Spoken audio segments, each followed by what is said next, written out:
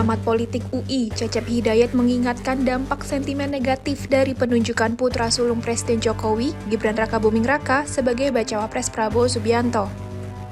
Menurut Cecep, sentimen negatif itu dapat merugikan pasangan Prabowo Gibran dalam peluang mereka menarik suara masyarakat.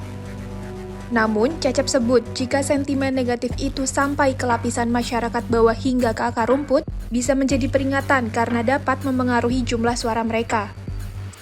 Sentimen negatif yang muncul bukan hanya ditujukan kepada Gibran yang diduga menggunakan Jokowi Effect dalam meniti karirnya, tetapi juga pada Prabowo dan Jokowi.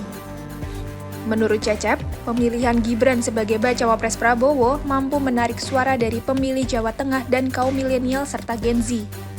Sosok Gibran yang masih muda dan aktif di media sosial, harapannya dapat menggait suara milenial serta Gen Z yang menjadi bagian cukup besar dalam suara tahun ini. Namun, Cecep mengingatkan jika sentimen negatif yang muncul juga masuk ke kalangan milenial dan Gen Z, sangat mungkin memengaruhi suara Prabowo dan Gibran.